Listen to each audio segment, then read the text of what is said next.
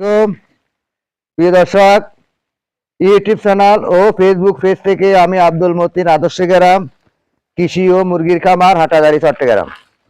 আমি আজকে আপনাদেরকে দেখাচ্ছি এই যে এখানে আমার খামারে যে রসুনের শ্বাস, আমি আপনাদেরকে এই রসুনের শ্বাস দেখাচ্ছি। আমি আজকে রসুনে কিন্তু পানি দিচ্ছি। তবে হ্যাঁ, একটা কথা কি, আমার এখানে এগুলো হলো চায়না রসুন। আমি এগুলা কিন্তু আমার এই খামারের ভিতরে হিসাবে বাড়ির ভিতরে আমি চাষাবাদ করছি। বাড়ির ভিতরে যদি আমার রসুন হয়ে থাকে তাহলে আমাদের এই চট্টগ্রাম বিভাগে জমিনে কেন হবে না, জমিনেও রসুন হবে। তাই আমি এই যে আপনারা দেখতেছেন আমার রসুনের গাছ অনেকটাই মোটা হচ্ছে, অনেকটাই ভালো দেখা যাইতেছে। আমার এগুলা সম্পূর্ণ চায়না রসুন, আমি দেশি কোনো রসুন লাগাই নাই।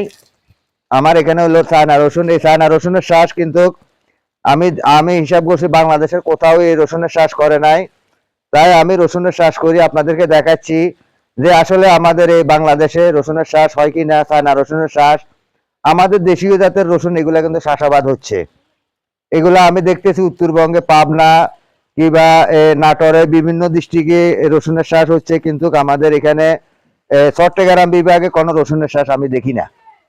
তাই আমি এখানে রসুনের শ্বাস করি, আপনাদেরকে দেখাচ্ছি। আপনারা অবশ্যই দেখতেছেন, আপনারা রসুনের চাষাবাদ করবেন। রসুনের শ্বাসে লাভজনক ব্যবসা, এটা লাভজনক। আপনি এক কানি যদি রসুন লাগান কিংবা 1 বিঘা রসুন লাগান, সেখানে আপনার 50 থেকে 60 মণ রসুন পাওয়া সম্ভব। তাই আপনাদেরকে বলতেছি, আপনারা রসুনের চাষাবাদ করুন।